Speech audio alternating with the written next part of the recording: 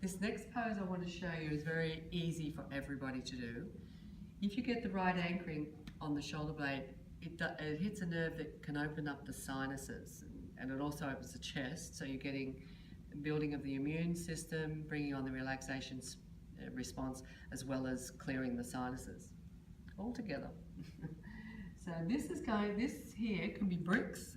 This is a foam cork brick. It can be any brick. You can use a house brick if you like, or books, but something firm is by far better for this purpose. The softer ones don't give the acupressure effect on the nerve, and you don't get the sinus opening the same way. So Sebastian is, I don't know the distance yet, but we're going to try it. He's going to sit somewhere here. This is his shoulder blades, and this is going to support his head. We're going to have the hands going back to the wall. And that's our basic. I'm going to get out of the way so Sebastian can lie down. Start to go backwards, and we'll place this underneath the shoulder blade. There you go. Now, Sebastian needs a little extra height for his head, so I turn this, as many do. So you've got to have your head in a comfortable position. So you can have it on the lower level and put a little extra blanket on it. Will work. It can, if you're comfortable, it can be the same height. It doesn't have to be high, but it can be the same height as the one that's under your shoulder blades. So then before we go any further, I want to see how close we are to the wall. So Sebastian's going to take his hands up. Oh, perfect fit. There we go. So first of all, you're getting a shoulder opening. The fingers are facing down to the floor. If you can possibly do it, you're thinking of bringing the tricep, the back of the arm up. You don't want it to splay out to the side, so you want a more stable effect there. Now, Sebastian can take their hands down the wall a little bit more, would be nice, but it will depend on shoulder flexibility. So I'm going to leave him right there. So you're getting a nice stretch through the chest, lymph area. So I'm giving this for this season. This comes in a lot of colds, congestion, and let's hope not, but flu. So your lymph area is everywhere, but one of them is underneath the armpits, we know.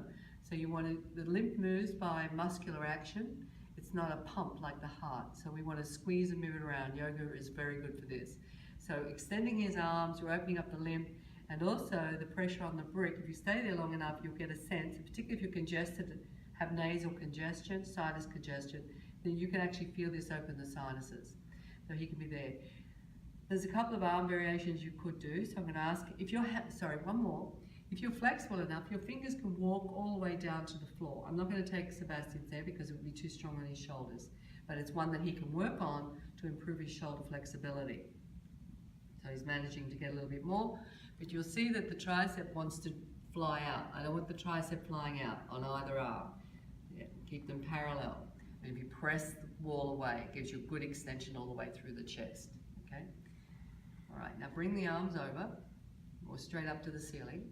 Fold the arms at the elbows, and attempt to take it over your head. There we go. That's another one you can do. If it's not comfortable on your shoulder, do not do it. Just bring your arms back, and you can have your arms down. You can change the crossing here. So you put the other one on the outside, so it changes what's going on in the arms. Okay. And I'm going to get Sebastian to bring the arms over, and just down by the side. This is actually, we like this brick usually long ways for Shavasana, but you can stay there for a little bit. It's on the shoulder blade, right? Yeah. Okay, that's another one you can do Thanksgiving or any time during the season. Thanks, Sebastian.